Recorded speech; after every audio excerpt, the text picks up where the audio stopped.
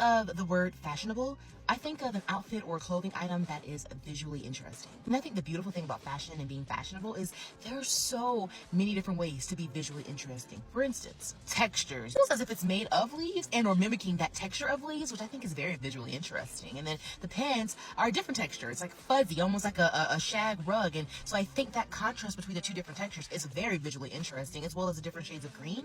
And then if you look at her earrings, I think adds a little mwah to the outfit, you know, adding in that different shade of green, a darker shade of green. I love that it's paired with a color that's complementary to green, like that reddy burgundy color. Also appreciate the layering of it. So this is a really great example of something being visually interesting primarily through texture. Another instance of being visually interesting through texture, while this is a bit more subtle, I still consider this to be visually interesting primarily through color. So this is a beautiful shade of purple. It looks great on Tracy. I love that there's some contrast there with this white top and the pink shoe. Action going on around the shoulder area a little bit. And we also see that the pants are a bit wide leg. So I think that creates a nice balance. It's bringing attention to, I would say, this area. One, because it's a different color, but also two, because of the fit of the pants, our eyes just naturally kind of go to this area. And that's a subtle way of kind of controlling what people notice about your outfit by the fit of your clothing, colors you wear, things like that. I love this dress, right? And it may seem a bit basic, but it's still quite visually interesting because of the shape. The shape is what transforms it from like a basic white dress to something that's a bit more sophisticated, a bit more memorable. Visually interesting through texture, through shape.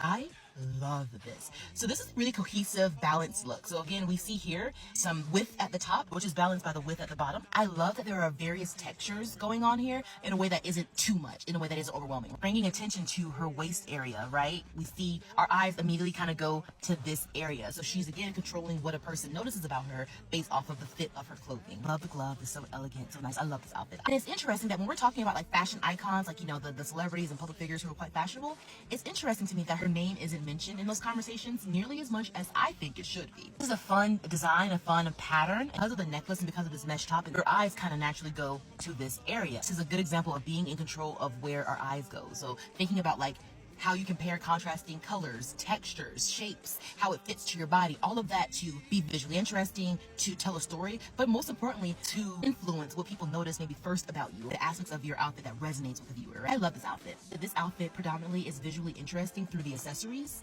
and through the layering. I love how this top kind of just falls off the shoulder, kind of controls where our eyes go, right? When you're kind of looking at this picture, the first thing your eyes maybe go to is probably going to be here or here, which is very intentional. I think he's very masterful. By influencing where one's eyes may go when looking at her outfit.